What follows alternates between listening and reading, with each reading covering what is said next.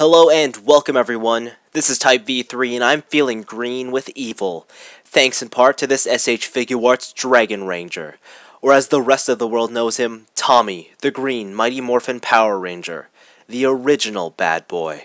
I think it's safe to say that never before has the Green Ranger looked so good in plastic form. He is every bit as correct as my memory depicts him, and I'm finding it hard to spot any real errors. The tint of green paint is spot on, the white highlights came out clean, and the gold shield has just enough of a metallic sheen to it that it makes it pop without being overbearing. Though it's the helmet that really impresses here. It's a perfectly scaled down replica of the on-screen model, complete with the smallest of details and a high gloss finish. The helmet, along with the shield, also carries some molded in design elements that give them great surface texture. Additionally, the silhouette of the figure is entirely cohesive, and unlike many other tokusatsu Figuarts who fall prey to overly thin proportions, the Green Ranger gets his just right. Of course, this is ultimately still a 5.5 inch tall, highly posable Super Sentai Figuart, and thus can't escape some of the weaknesses inherent to the toy line. The inner elbows are the biggest aesthetic detractor, as they're just impossible to ignore, especially since they stop the gold trim from completing its way around the forearm. The legs too have a strange look to them. Unlike some Figuarts who've gotten a built-in kneecap, the Green Ranger doesn't. This gives the legs an overall cleaner line, however it's hard to ignore that giant gap where his knee should be. On the plus side, whereas most Figuarts appear disjointed in the upper body, the Green Ranger avoids that with his giant shield. Also, just as a thought, I can't help but wonder what this figure would have looked like with a green metallic paint scheme to mirror the shimmering spandex of the actual costume. Before we talk posability, let's talk about this holster and this weapon. Is it secure and does it fall out? Well, if you shake him, it stays in there just fine. So that's not really a worry, but for the sake of articulation, let's remove it for now. Now, this is a Figuart. There's a lot of great posability that goes on everywhere, from double jointed elbows and knees, ankle rockers, and toe articulation, ball jointed wrists, torso movement. It's all there, so that's nothing to be really surprised about. His weakness is unfortunately the front torso crunch. Just checking out from the back, I mean, his rear and side to side is very good, but going forwards, that's kind of it. That's all you're going to get. He doesn't really move further than that.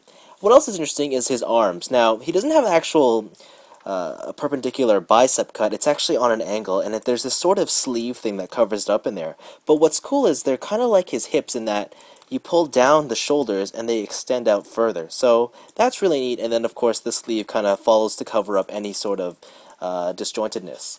And finally, you're probably wondering, is this shield removable? No, it is not. However, I feel like it is on a separate piece, and it's not really glued on or drilled in any place. The thing is, these gold trim bits that are underneath the arm are secured very, very tightly and snugly around the body. So if you were to remove the head and the arm somehow, I have no doubt you could pull it off with enough force, but I don't think it's meant to be removed. But that's really it as far as posability goes. It is fantastic. He can probably pull off all his signature poses in the show.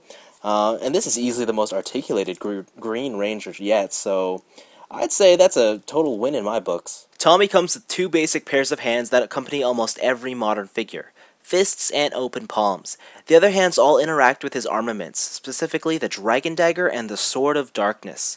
Both are faithful representations of their larger on-screen counterparts, and their tiny details are extraordinary, especially the little gemstone in the sword.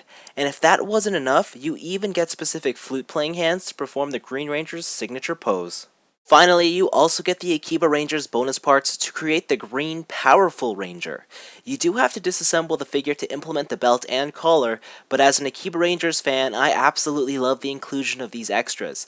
It's also worth noting that these bonus add-ons are exclusive only to the Japanese release of the Dragon Ranger, so if they do interest you, make sure to keep this fact in mind.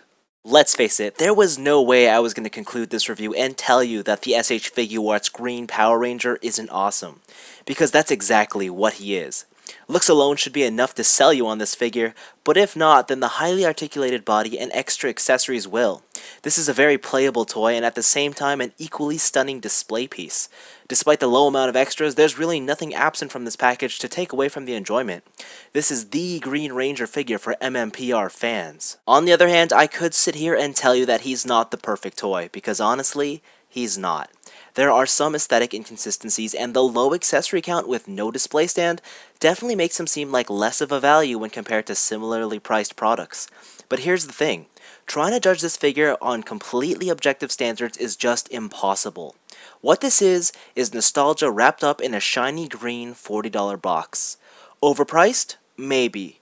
But if it can make you feel like a kid again for just 1 minute, then I'd say that's a bargain. Anyways, this has been Type V3. Thanks for watching, but sadly, all great things must come to an end. And even though this green flame will slowly fade away, there is hope in the upcoming white light.